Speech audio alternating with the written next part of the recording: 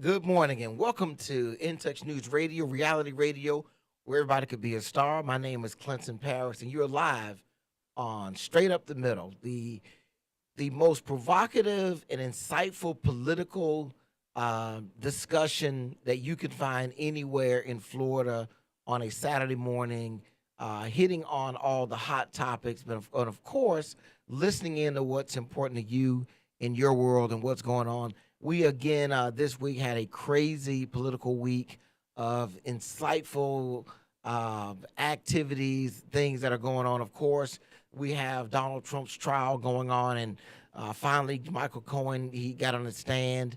You also had a parade of VP hopefuls coming through wearing matching outfits. I guess they went down to the local Target, got some red ties and dark suits, and they all matched up. And then, of course, we got a lesson in trash talk doing some congressional hearings that really showed you got to be careful who you mess around with. And of course, you got Joe Biden out on the trail. He's hitting some key black communities, trying to make sure he shores up his black vote flank. One of the mistakes that Hillary made a couple years ago, where she didn't anchor that down. So he's been out on the campaign trail, making it clear to the African American community that Joe Biden has your best interest. On the economic front, stock market went through 4,000. I mean, it's just chugging along, and the economy is really strong on both ends, at the consumer end and at the investment end of the economy. The downside, of course, is that prices remain high. And we saw a kind of comical thing play out as relates to the impact of inflation in, or what was it, where Keith Lee went out to a Chipotle and couldn't find some meat. He got himself some kind of chicken and rice and veggie bowl of some sort, and he was on the air struggling to find his meat. So chicken is what it was. Not you people. Fix your faces. Couldn't find the meat that was the chicken meat that was in his bowl, showing that they've reduced their portion sizes. Which a few places I've been recently, I've noticed that as well. Not that I think it's an issue, because I think portion sizes are really in some places too big. We oftentimes get more food than we really need, and if you walk down any sidewalk, you can see it hanging off most of us. So just a crazy week that we had last week of an assortment of things. As also, we rolled into graduation season. The kiddies are crossing the stages, and they are giving it to you. I want to give everybody a research assignment. Go look up Edna Carr High School in New Orleans graduation ceremony. Let's just TikTok it, YouTube it, Facebook it, whatever you want to do. Because I think they have a great way that they wrap up their graduation, where the kids look like, they throw their party. It's a good scene and celebratory moment for in America, because graduating high school is coming of age. It really is a moment where a lot of our young people begin the process of deciding what they're going to do with their lives, where they're going to go with their future, and you can see the exhilaration and excitement in these graduations. Myself, I'm celebrating a couple. I've got a great niece. She just graduated from high school, and actually, when I leave here, I'm going to fraternity meeting, and then I'm heading off to do some graduation, celebrating myself and my family. We take pride in pushing education. You don't have to go on to college or whatever. That's you could choose what you want to do, but high school is like the floor. The minimum we should expect is that you graduate from high school. It is really a credential that really has a big impact in determining where your future might lead you to. And so we're just excited about graduation season. So we got a call on the phone. Good morning, caller. What's your name? Where you calling from? Good morning. Oh, good morning, Professor. Are you glad that you could be with us this Saturday morning? How you feeling?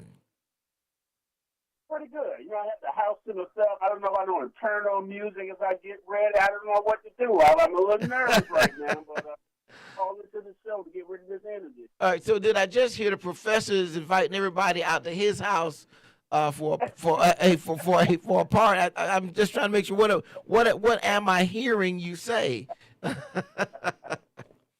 Listen, I don't know about you, but this was a great week. It was a crazy week, of course, and I feel bad because people take politics so serious. To me, it is serious, but it's entertaining also. Have you been watching the Donald Trump trial as it's wound its way through the system?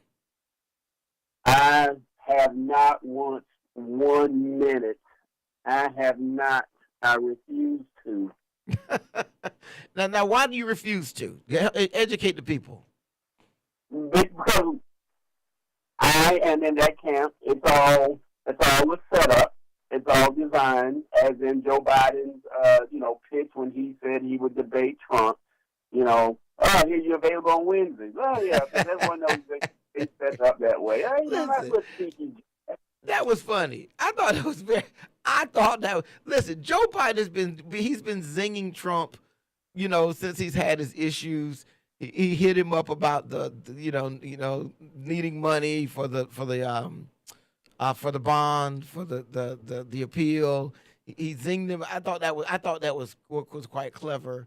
You thought it was clever. I thought it was clever for Joe because see we paint Republicans want to paint this picture of Joe being this imbecile, can't think on his feet, he doesn't know what he's doing, so on and so forth. And I just don't know that that's true. I think that in reality, that's an example of it, of that moment. Couple of things from the trial that have been jumping out at me. Let me get your thoughts about this. One is uh, the various VP picks have shown up dressed alike. And they've met with Trump before trial, then they stand outside with the microphones with him after the trial is, the day's hearings are over. Who do you think has the inside on the VP race right now with Donald Trump? Um, and by that, not the inside track, but who may be the favorite? Yes, yes. I would go with Tulsi Gabbard, and I'm biased because she's ex-military. I've always liked her, even when she was a Democrat. Um, I just find her to be even keeled, and just somebody I can stomach because she's left. She's independent, right? She's left the Democrat Party, Yes, right? yes. Okay. I've never been big on Chrissy Noem. Never really knew her. I don't think Byron Donalds. I won't say has a chance. I just think he should. I'd equate him to what the Republicans did with Michael Steele. Oh, let's get a black guy because we got a black president. No. And who the J.D. Vance? He's all right, but it's just nobody. So I think Tulsi Gabbard, to me, should be his pick out of who he has. Vivek Ramaswamy, he can't pull in the female vote. Something about that hair. I don't know. I don't know. Somebody's hair gets me every time. Who's the other one? I don't know the other one. I think you got the governor from with the book out of North Dakota or South Dakota. Right. Nome. Yeah, it's just like he looks like Ernie from what is that? Sesame Street. No, you have to have some. Trump is, plus and negatives. You just have to. We all know this. This is, like they said, open secret. Trump. He can't have anybody polarizing or dull. He has to have someone that can come in and hit that demographic where he is notoriously weak, and that's white women. Right. So Yeah. that's Yeah. what I'm going with. That is insightful. But is she Trumpy enough? Is Tulsi Gabbard Trumpy enough? You know what I mean? You got to be. The checklist is one. Let me just check. Election denier. Did she deny the election? Number two, what does she think of January? Was it just a tour group? Right. You got a checklist, right? You got to go down the checklist and see. Is it was it an adult field trip? So you got to go check those kinds of things. Does she swear? But that's where you don't need that because Trump is enough. and that's what Trump is his biggest nightmare. I mean, he's gonna, and I'm not gonna take up for him. He's gonna lie. He's gonna twist some things around, like he said, inflation was 50% or something like that. I mean, come on. I mean, Joe Biden saying 9%. Come on. Both of you guys lying, you know, on a different scale. So I don't think he needs anybody that lies. You don't. Huh? He says he lies so much he can't have somebody else that also lies. But my thing is, you don't want anybody that's already on record having said that, or to the degree of a Carrie Lake, who I thought would have been a great candidate if she wasn't so Trumpy. I mean, she's, you know, I can see why she's obnoxious to some people. I really liked her early on, but she's got to be just a weirdo. Well, I think what happened is she finally had to deal with some realities in her legal situation out in Las Vegas, where it's one thing to go out in front of a camera and say things, but once you get in the courtroom and the rubber's hitting the road, a lot of these people have found out, you gotta deal with some reality, and or go to jail and or pay a lot of money, which they're doing. A lot of people who have went along with Trump are doing. They're finding their lives, pretty much, in shambles, holding on to some of these these lines that Trump makes them, adhere to. And so I think that's what happened to her. I think a little bit, but in none of these people, I don't think. You mentioned Tulsi Gabbard, here you think that there are people who would otherwise not vote for Donald Trump and go, oh, well, he's got Tulsi Gabbard. The implication is Donald Trump, he doesn't listen to anybody. So why would she make a difference from a policy standpoint? You hit it on the head. You hit it on the head. Well, we know basically the VP role, as we can see, unfortunately, I don't want to pounce on her, and Kamala Harris, we know the VP role is on the solid. So he's not going to listen to the VP anyway. Right. The only person that really had that, well, I mean, and not very lightweight historical perspective, is Dick Cheney was probably one of the most outspoken ones, or where the president would actually listen. Right.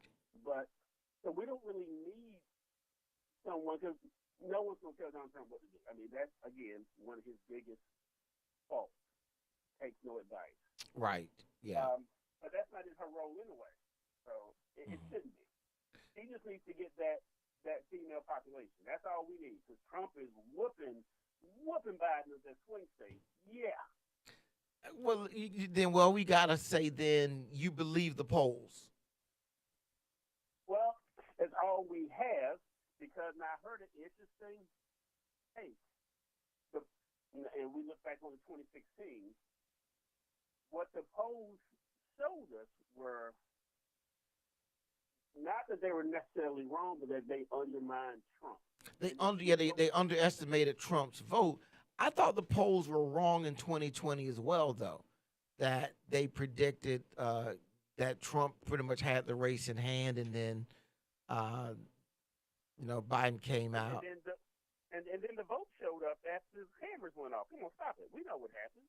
Those polls are probably right then too. But I know we don't want to go into that. Call this conservative black guy. He wants to drag the stuff back out. Okay, I'm sorry.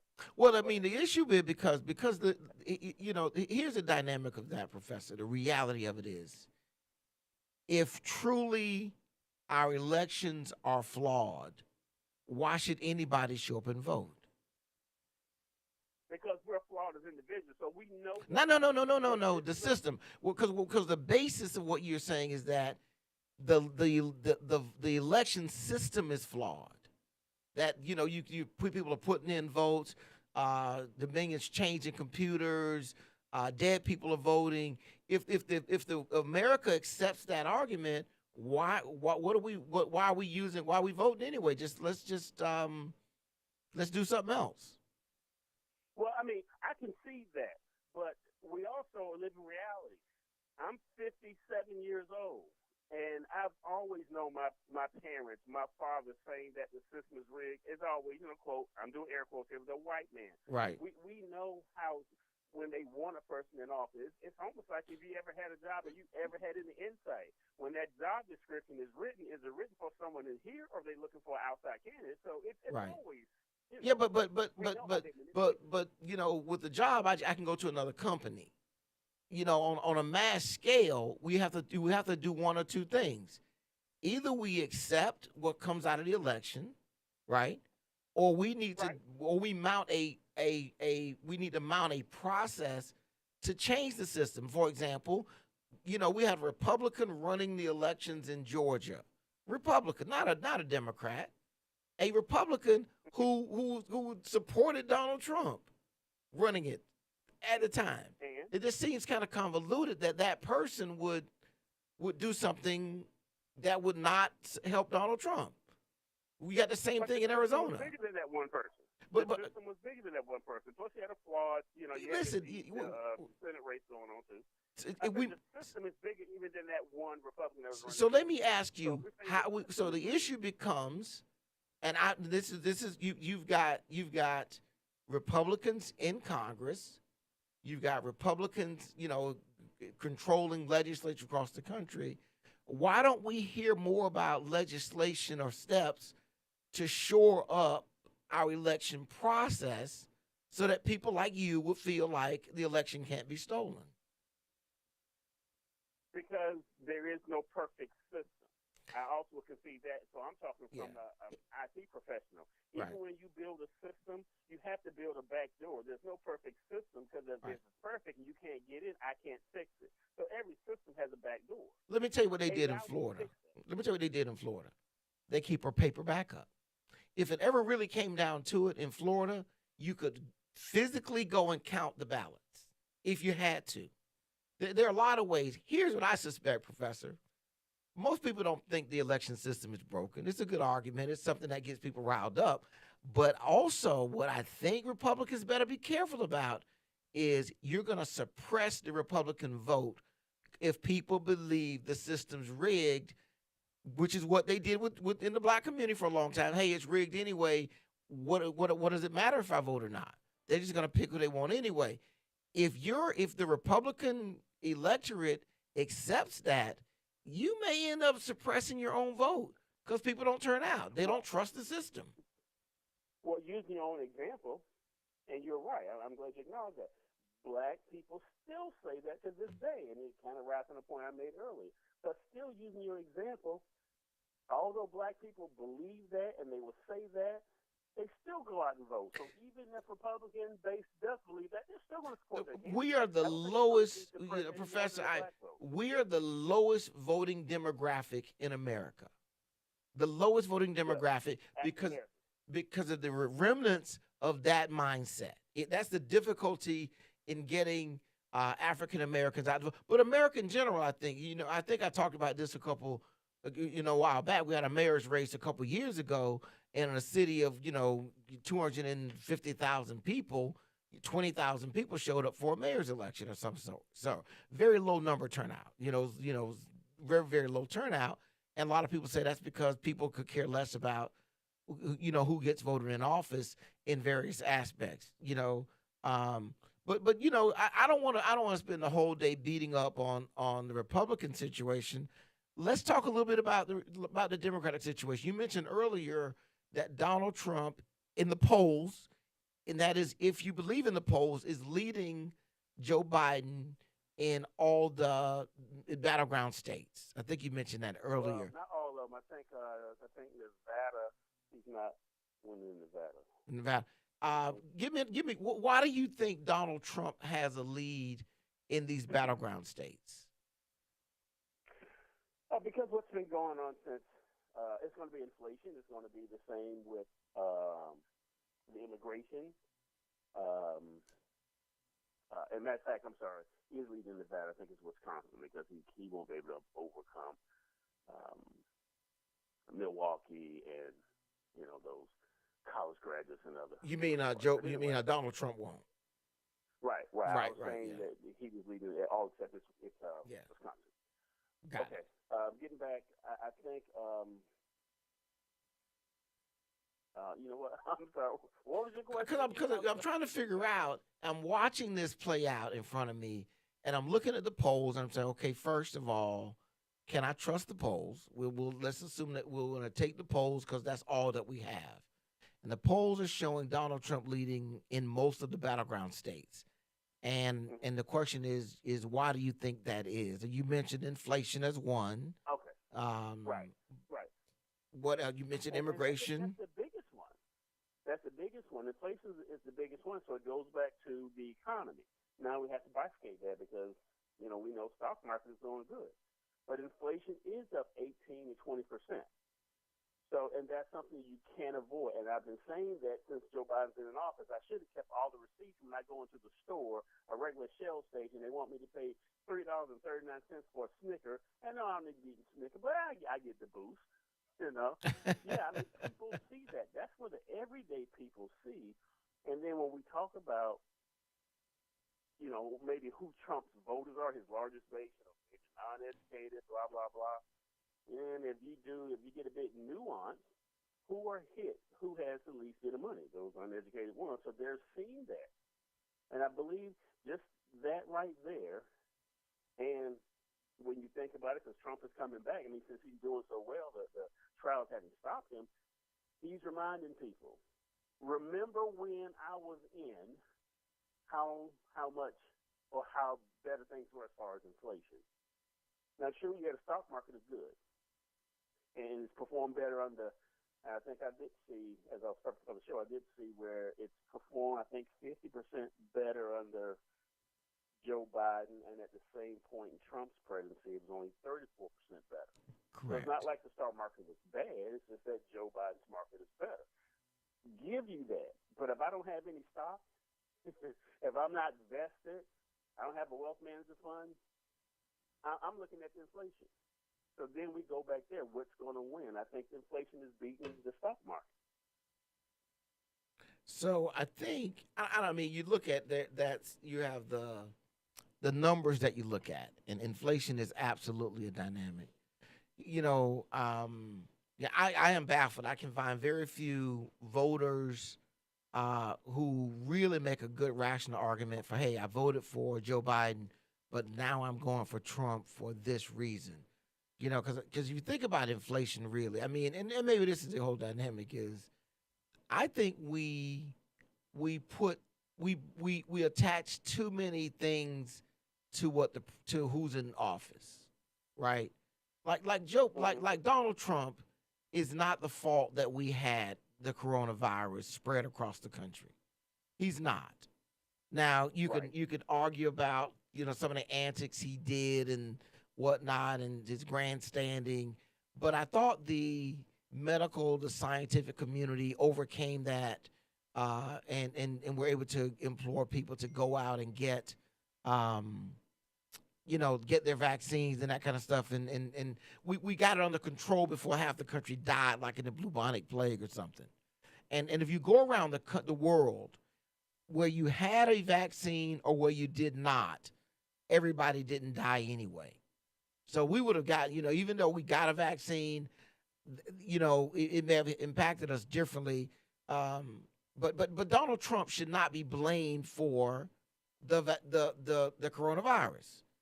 So when the shelves were empty and things of that nature and whatnot, he should not have been blamed for that stuff. That's production and a different functionality. Likewise, when we talk about inflation, I really don't know specifically what a president can do with that will impact inflation during their term. I said, let me finish. Let me say this here. At my office, I set my prices. I set them. And I can tell you my prices have changed over the years. That has little to do with who's in the White House. Has very little to do with that. It has a lot to do with the marketplace, competition, my level of expertise, and what the market can bear that I function in. It has almost nothing to do with who is in office. So I don't know if the president really impacts inflation per se. One of the things, of course, impacting inflation is interest rates. The president doesn't set interest rates. But again, they have a huge impact on what people go out and spend because interest rates affect the price of what you're going to pay for a car. It goes in your car, but that's not the president doing that. So I think that go ahead. But there's definitely a correlation. Well, when you have fears of war, because we have a president that wants to now he's backing what, a 2-3 year war with Ukraine, those fears drive up oil prices. They impact the market.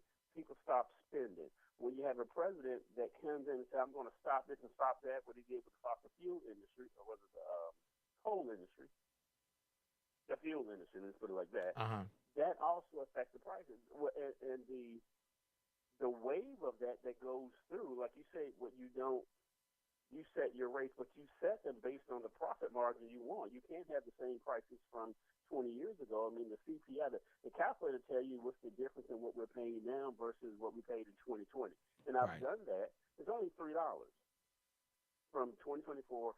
The average, what you got for $100 in 2021, I think is what I did from January 2021. For those that always like to give a source. So if you go to BLS.gov, that big old calculator is on the front page. That's not a Republican site. That is the government site, and you can put it for any year. Now you start to entertain yourself. If you go back 10 years and you put in what I got for $100, it starts to go up. You have to spend like $123 this now over 20 years. But to your point, that's how you're basing your rates.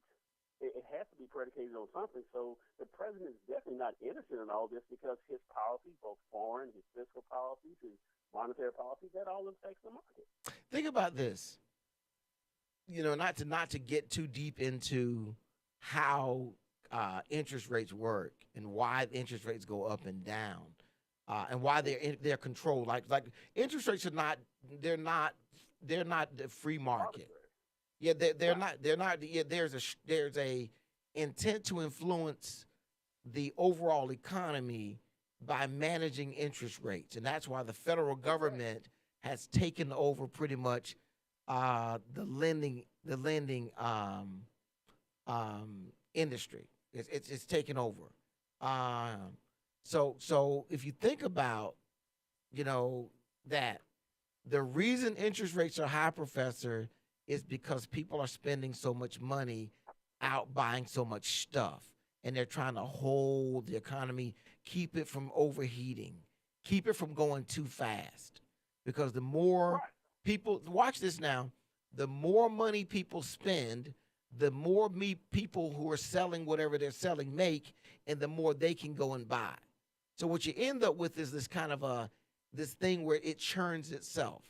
But blame it. What I'm getting to is we hang too much on the president. For example, Donald Trump is walking around saying, "Hey, if I was president, there wouldn't be 2 wars in countries where we really don't control things."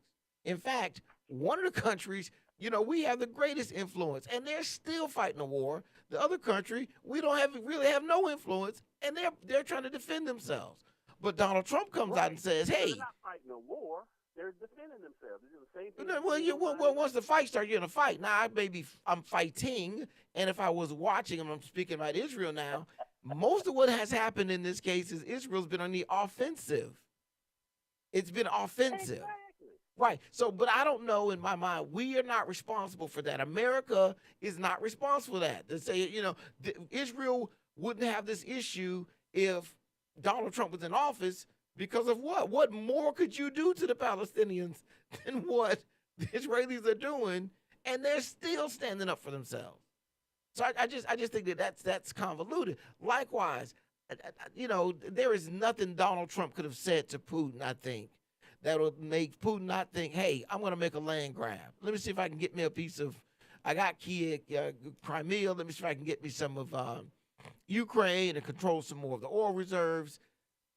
But we put that out like those are determining factors of what they have to be. You can't think of who else, what other office? Because I remember when I first started the show, I remember not the show. Maybe it was when Trump first became president. I remember two lawyers just saying, hey, how the office of the presidency is not about a person. So if the office of the presidency is what Spears saying, not the person, then who else can be blamed for how things go? Because I remember, I'm old enough to remember that Trump was the reason so many people were dying because he didn't get the vaccine out. As if he, had more influence over it than he did, when we clearly knew Democrats were playing the game. I clearly remember the Democrats indicting a sitting president while we had in the beginning stages of a pandemic. I know that, and then they blamed him for it. So But he wasn't indicted over his indictment had nothing to do with the pandemic.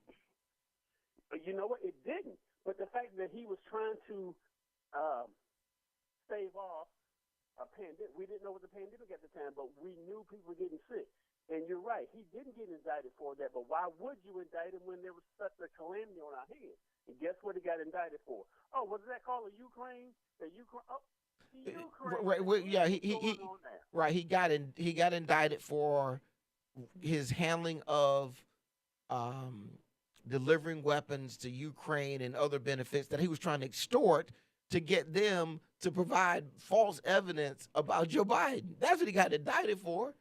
But be that as it may, really? Yeah. That's what happened now. But when he did it, nobody died. Nobody's in the war. But look, when Joe Biden gets in, all hell breaks loose.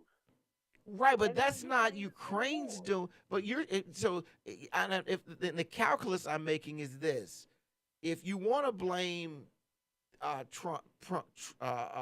for the war in Ukraine, the calculus is Putin sat down and said, "Hey, if we go over and invade Ukraine, I don't have to worry about the United States because Joe Biden's not going to do anything. Let's go, everybody." That's the calculus you're making. Now, that's the calculus you're making. Now, if I'm reading this correct, though, Donald Trump is he's not for war. He's opposed to wars. That means that if I was Putin, I'm more apt, if I'm really thinking about the president of the United States in my war room decisions, I'm going to say, okay, Donald Trump, might come in here and he'll blast us if we do this. So I'm not going to do it under Donald Trump's watch. I don't see that. But what I'm trying to get to, Professor, is I think we attach too many things to the presidency just to do it. We just oh, wait a minute, there's too many thunderstorms and tornadoes. Got to be the president. Oh, wait a minute, hold on for a minute. We just saw the cicadas come out. They were a little bit early, and that must have been the president. We try to attach everything that happens to the presidency, and I don't know that's not realistic. It might be effective, but it's not. It's not realistic. But wouldn't you agree that it's been progressing over the years, over the last few presidencies? Wouldn't you agree that whole thing of attaching everything and blaming the president has increased, but probably hit its height, under President Trump? The first one I can recall where the economy jumped all over president was Jimmy Carter. Jimmy Carter, exactly. That was the first one where the economy. Now we had a horrible economy in the 60s and half of the 70s. But Jimmy Carter came in. You had the oil embargo, and and in the Reagan election of 70, when he tried to run in 76, he started that argument, and he continued it when he came back in 80. And after that, we've since then, it's been about economic policy. You got Reaganomics that came in.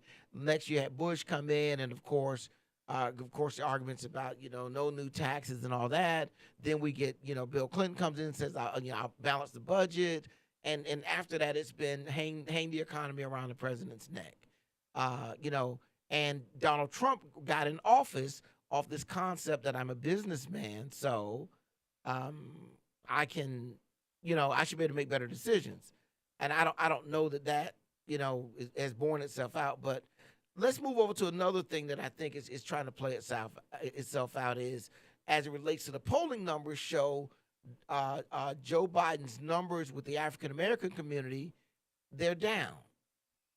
Yeah. And they're down Mojo. again. If you take polls, they're down more with black men than any other of the sub demographics in that category. So Joe Biden is out on he's hitting the chitlin circuit. He's going to hit some spots. You know, I'm glad you used that term. it is what it is. He's swinging. Finally, he's coming south. He's going to Morehouse, where he's going to give the commencement address. He came out the other day and said, "Hey, look, you guys, I want you to remember who Donald Trump is in the black community. He's Charlottesville. And he's just some other things that he brought out that Donald Trump, has done targeting African Americans. What do you think about Joe Biden's overtures right now to shore up his base in the black community? Well, let me just reword that. Uncle Joe is going back out with that plantation language. Same thing he did when Obama was in office. He went out and said, folks, he won't put y'all back on the plantation. That kind of dumb stuff. That's what Joe Biden does. But it's not working. And I said this, I'm just hoping somebody, my wife is tired of saying this because I'm a typical husband. I want her to say, baby, you were right when you said that. I can't get that out of her. I get this lukewarm, You really want that? Hey, man, look. Hey, look. If you die before me, I'm going to come to your funeral, and I'm going to say all he wanted. He just wanted to hear his wife say one day, baby, you were. And so I remember being in studio when I said that the black man that's in the system, I'm going to use it as been persecuted because, now Joe Biden is walking back the penalty for cannabis, for marijuana. But all of the black men, and we can say the millions, I don't know enough, I'm just going to throw that out there, but I don't think I'd be wrong. Over the years, over the decades, let's say hundreds of thousands that have been affected by certain things. And they can look at a Donald J. Trump and know, okay, this rich white man they throwing a book at him. What'd he do? Same thing that they say we did. And guess what Trump is doing? That's why he don't care about the gag order. Trump is operating like me, and I told you, black men can look at Trump and see they're persecuting him over some BS. Not pure innocence, but BS nonetheless. The same charge that they wouldn't do another former president with. And so black men can see I'm getting hit with a charge they wouldn't do with the white guy who did the same thing. We can see that. And the other thing that Trump is doing, he's acting like we would act. They say, you better not say that. Trump go out and say exactly what you told me not to say. And Trump is telling them, you don't tell me what to say. That's why that vote is going up. Let me reframe some of that. Trump's, strong stance about everything has an appeal to it from a leadership standpoint. How do you get soldiers to attack a hill where they have a great chance that they're going to die? They've got a strong leader. And the leader says, hey, our job as soldiers is to take this hill.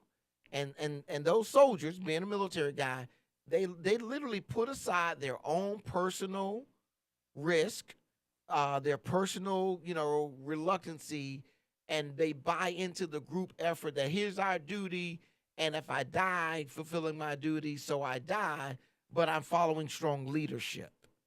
I think that's a key component that Donald Trump projects outwardly. Can I add one qualifier to what you're doing? Yes. It's not, military has a lot of poor leaders.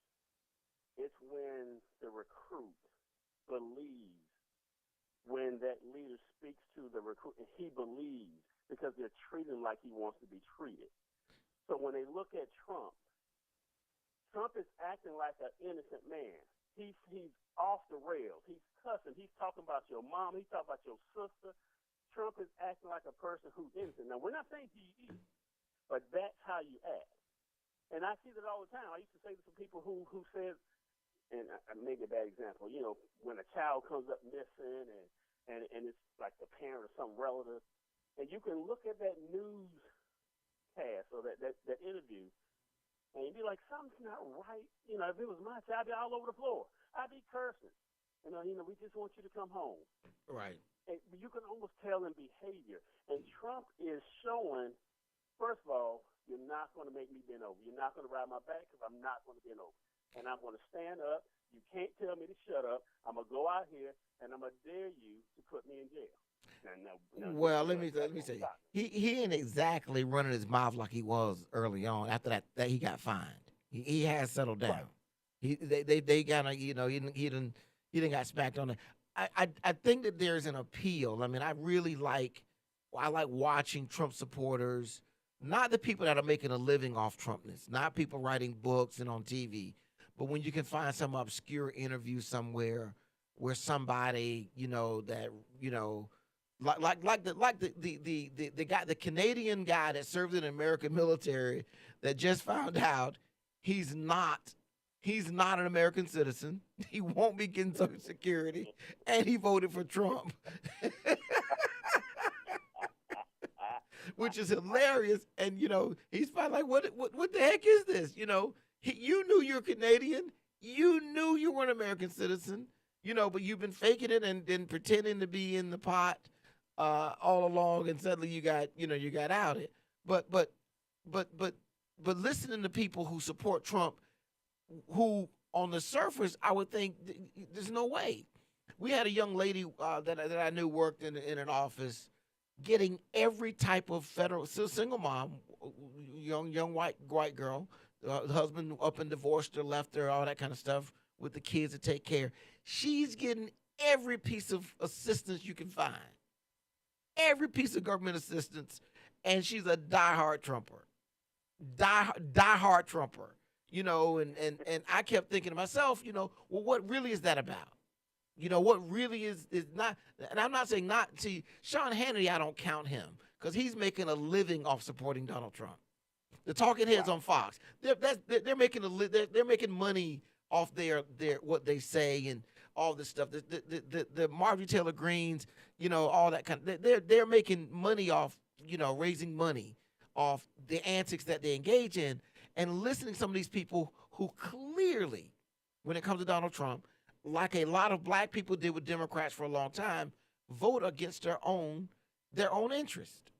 And it's quite revealing. It's quite a psychological, some mental gymnastics listening to them, because they just don't want to be the other people.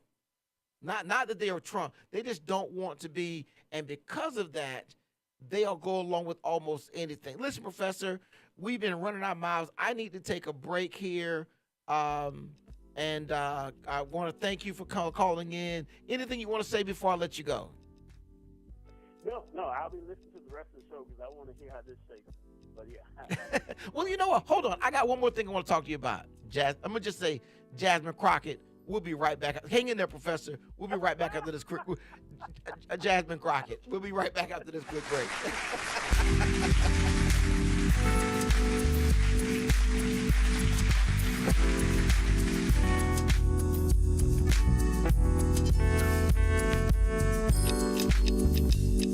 Call Ricky. Ask Ricky. You need medical or a lawyer? I got the man to do the legwork for ya. We tried the other ones before, so believe we hunted down 813-248-6300. Everything gon' be okay. Call Ricky, he coming. He taking care of state of Florida. Grab a pen or sundown. 1-800-361-RICK. That's 1-800-361-425. Never word from the point forward, just recline. Just ask Ricky, plus your boy statewide. Just in case you missed it, I'ma tell you one more time. 1-800-361-RICK. Call Ricky, ask Ricky, is a legal medical referral service. The doctors and lawyers in our network are trained in handling auto injury claims and giving you the best medical treatment and recovery. Dial 1-844-361-RICK. That's 1-844-361-7425. Ricky. Ask Ricky. By now, we're all aware of the dangers of COVID-19. Like others with existing health issues, cancer patients are at a high risk due to their compromised condition. If you are newly diagnosed with cancer, your care likely can't wait. Moffitt Cancer Center is the best place for your cancer concerns and to provide guidance to help you plan your next steps. We're here for you. Call 1-888-456-2839 or go to moffitt.org/here-for-you. Hey, this is Agent Wright, better known as Mr. Clean. You looking for some great barbecue? Come see them two brothers in the grill, located at 423 Virginia Street, Charleston, West Virginia. We got ribs, chicken, pulled pork, brisket, collard greens, mac and cheese, baby. Come get some and get you a nice, smooth cigar. 304-550-4431. That is 304-550-4431. Come get some, baby. The Rib Man, mama, the Rib Man. When it comes to reality radio, everyone is a star. I know that's right. On your smooth soul and R&B station. On the World Wide Web. Access granted. In Touch Radio.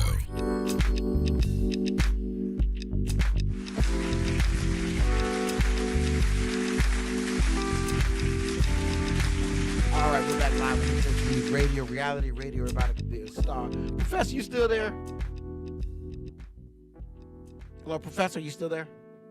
We lost him. Okay, so listen, surely everyone watching TV, and let me say this. Okay, if you want to call in, I had the professor on for an extended period of time. You want to call in, the call-in number is 813-444-9588, 813-444-9588. I want to finish on hit on two topics.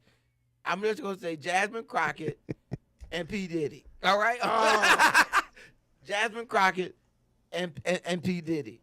First, Jasmine Crockett is a young congresswoman out of Texas. She is a rising star. One, because she is very, very sharp, bright, and quick-witted. And she has a number of moments where she has gone off on people in Congress, and it's been off the chain. We got a quick call. Let me take this call real quick. Good morning, caller. What's your name? Where you're calling from? Good morning, Carl the trucker calling in. I want to get the last 3 minutes of the time, I guess. You can. Well, you know, we all know that Carl the trucker is a regular caller here, and he's a big-time Biden supporter. What do you think about Joe Biden swing south to shore up his black votes? He's going to be hitting some black locations. He's giving the commencement at Morehouse. Do you think it's necessary? You think it'll work?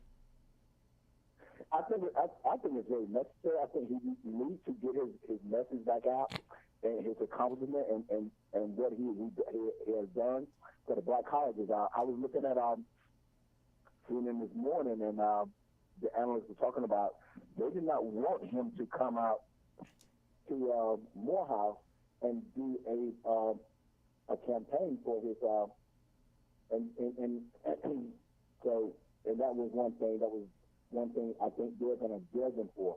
But I think he do need, with the college tuition and just with the he has done a lot. I mean, you can't do anything specifically for black people, but you can do things to help. To help them in an indirect way. Because if you look at general issues in America, typically if something affects the black community, it also affects the greater American community. And so you can fix things in America by addressing issues that are disproportionately affecting the African American community. I think it's brilliant on his part to get out ahead of it, to come south, make a couple of stops, and see if he can make sure that part of his electorate feels appreciated and listened to. The other thing I want to ask you about, Carl, and I'll get your thoughts on this, is Joe Biden has come out and said he will do 2 debates with Donald Trump. He made that announcement quickly. As you heard the professor say, jokingly, he said, Joe Biden said he understands that Donald Trump is available on Wednesdays, alluding to the fact that court's not in session on Wednesdays while he's on trial. But what are your thoughts about Joe Biden agreeing to debate Donald Trump, and how do you think he'll do? I think he'll do great. I mean, he's a great debater, and another out of the other two debaters that I think, Reagan was a great debater. Reagan was, yeah, and Joe Biden, I put him right in that circle with Reagan, and then Clinton. Those were great debaters, and they had, they were hammer their point. So I think Trump is going to lose on that one. I think he's going to, and the reason that he wanted to have an audience so he can rile them up, and distort, Right. and kind of confirm some of the stuff that he's not saying. Got it. Before I get to mine. Before I get to my last question, I want to ask you what did you have any questions for me this morning before I get to this last question I have? Okay. You mentioned about the president has, you're right, the president has no effect on what happens, but how he deals with it, with the coronavirus virus. Right. With the inflation of gas, with our gas prices. Right. If you don't have any, you're right.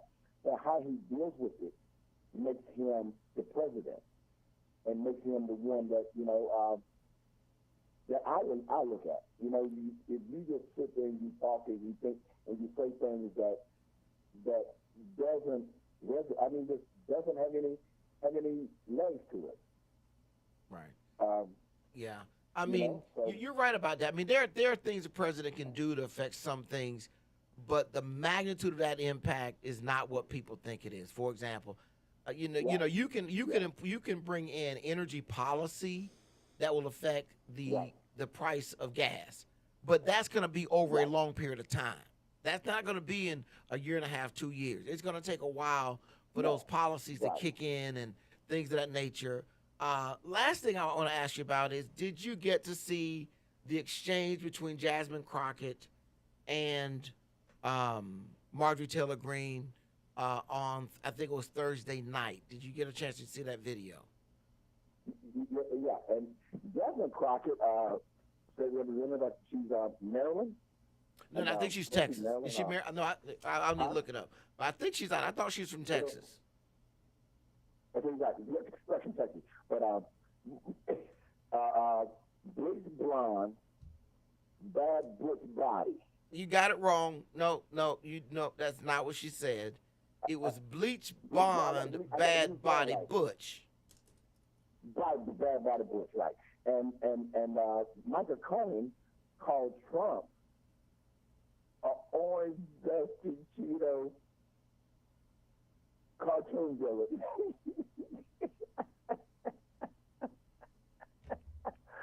An orange Cheeto dusty cartoon villain. Right.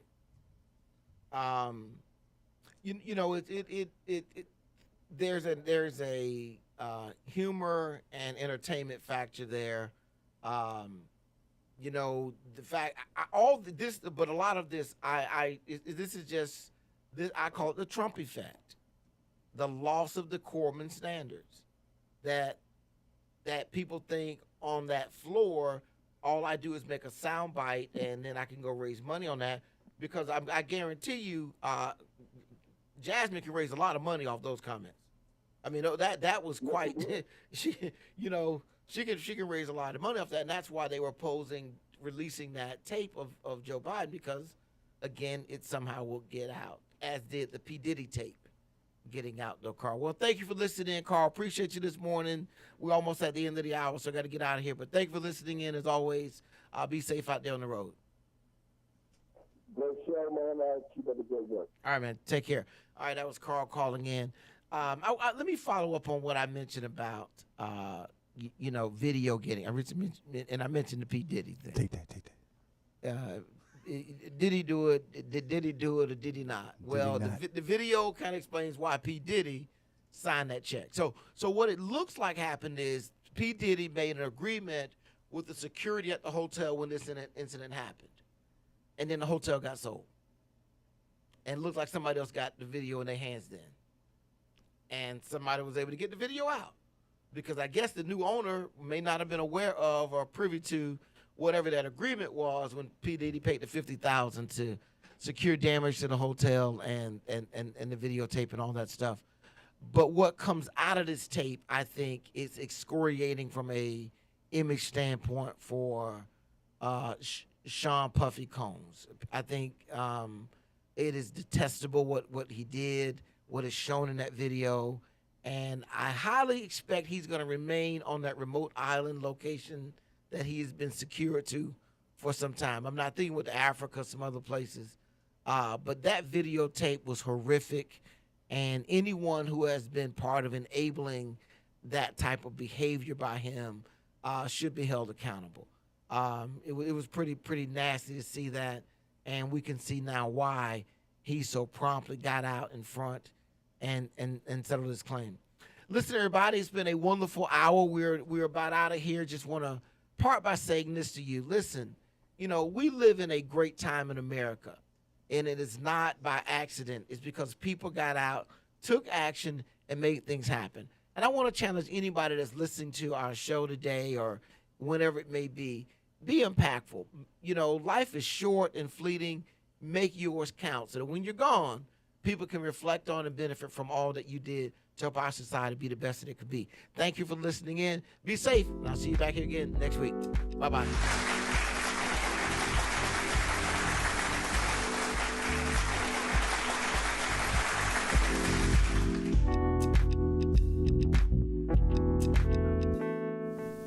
Tell a friend.